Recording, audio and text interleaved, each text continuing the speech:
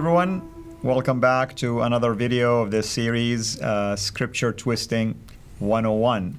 And today's scripture that we are going to analyze comes from the book of Habakkuk, Habakkuk 3:3. And it reads, God came from Teman, and the Holy One from Mount Paran.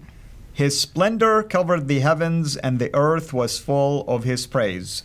And guys, why do our Muslim friends use this particular passage? Who would like to take a stab at it? Our Muslim friends use this passage because there just aren't a lot of places to go. I don't so much know why they'd start going to minor prophets when what the Quran says is, well, I guess the early Muslim community didn't know much about what was included in the Torah, because if you look, when they would be asked, when the early Muslim community would be asked, where's Muhammad prophesied, in the Torah, they would start talking about Isaiah and everything else. So they didn't seem to have a clear concept of what the Torah was, but according to Islam, according to chapter 7, verse 157 of the Quran, the Bible, the Torah and the Gospel contain prophecies about Muhammad that you can read and see this is about Muhammad. Now, this verse shows you how desperate Muslim apologists are. And if I were to hear a Christian say, oh, this is what Muslim apologists say, I would want to know, which Muslim apologist says this, because it specifically says God in the verse, right? So let me quote Dr. Jamal Badawi, Muslim apologist, very popular Muslim apologist, used to debate. He claims Habakkuk 3:3 speaks of God, parentheses, God's help. So when it says God, it's really God's help, right? So when it says God is coming, then it's actually referring to God's help coming, and so God's help may be coming in different ways, i.e. through sending a prophet. Right. Habakkuk 3:3 speaks of God, God's help, coming from Teman, an oasis north of Medina, according to the J. Hastings Dictionary of the Bible, yes, and the Holy One coming from Paran. That Holy One, who under persecution migrated from Paran, i.e. Mecca, he's identifying Paran as Mecca, yes, to be received enthusiastically in Medina, was none but Prophet Muhammad. That's right, none but Prophet Muhammad. Now, this one's actually pretty straightforward. Just read what the text says, and you tell me if this is talking about Muhammad, or if it's not just referring to God's help, it's actually referring to God. So, we'll start at verse 1, something Dr. Badawi has trouble doing. Habakkuk chapter 3, beginning at verse 1. A prayer of Habakkuk the prophet, according to Shigionoth. O Lord, I have heard the report of you, and your work, O Lord, do I fear. In the midst of the years, revive it. In the midst of the years, make it known. In wrath, remember mercy. God came from Teman, and the Holy One from Mount Paran. His splendor covered the heavens. Did Muhammad's splendor cover the heavens? I guess there are Muslims who would say that. I didn't know that help has splendor also. Yeah. And the earth was full of his praise. His brightness was like the light. Rays flashed from his hand, and there he veiled his power. Before him went pestilence, and plague followed at his heels.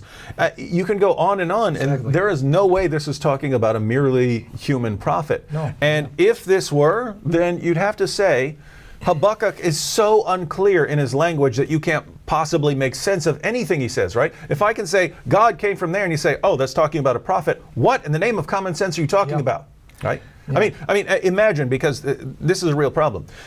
In Islam, if you're taking this as a prophecy, then you're affirming this guy as a prophet. You're affirming this guy as a prophet. If you're affirming him as a Muslim prophet, then you're telling me that, like Muhammad, he's going to be very clear when it comes to matters of shirk or associating partners with God. And if that's the case, then when this man is talking about God, he's going to make it very clear that he's talking about God. And when he's talking about a prophet to come, he's going to make it very clear that he's talking about a prophet to come. Right. So simply to say, take a passage where it's clearly talking about God, And then to say, oh, it uses the word Paran, and therefore it's talking about Mecca, and therefore it's talking about Muhammad.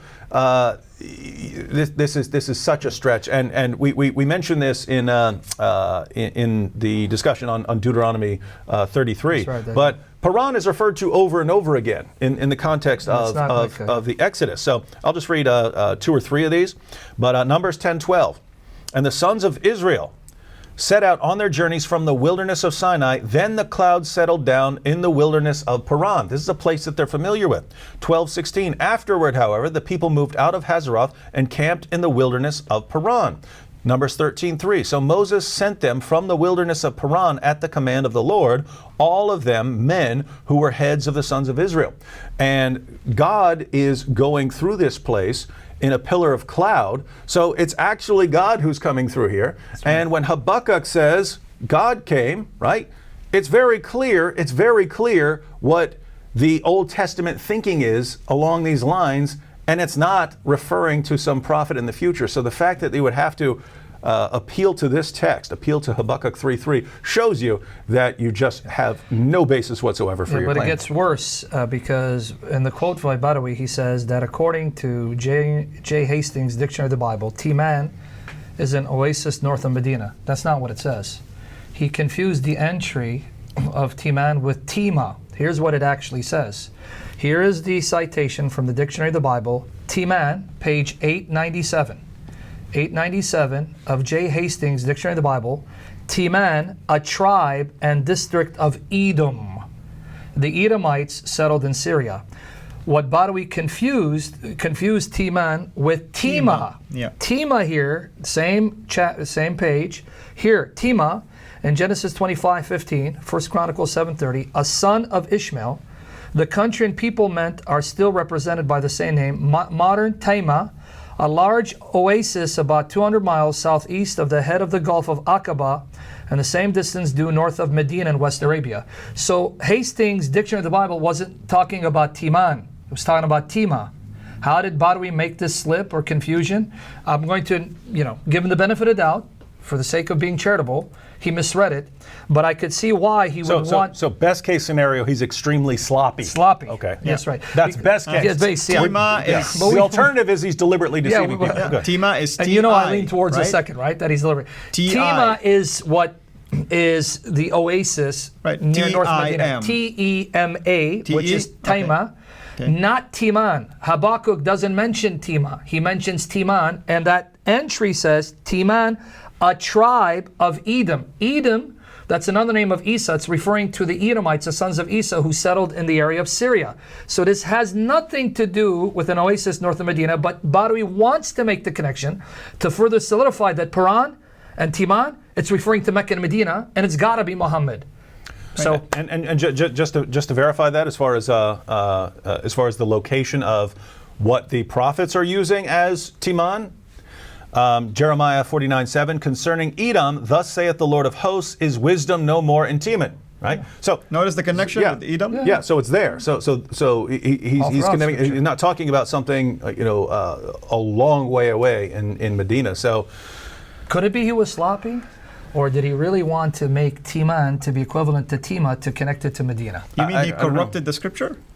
Wow, really? That's amazing. Interesting. I don't know, but I mean, think about this. These are top-level Muslim apologists who are this incredibly sloppy with the text, and who have to be this sloppy because if you're careful, you wouldn't make these kind of blunders, and you wouldn't have anything supporting Muhammad. Yeah. Well, everybody, I hope now you know why we're doing what we're doing, and now I hope you know why you should come to our sites so you learn how to refute these ridiculous arguments by the self-proclaimed apologists. And until we meet again, have a blessed day. Thanks for watching. Make sure to like and subscribe so that you don't miss future videos.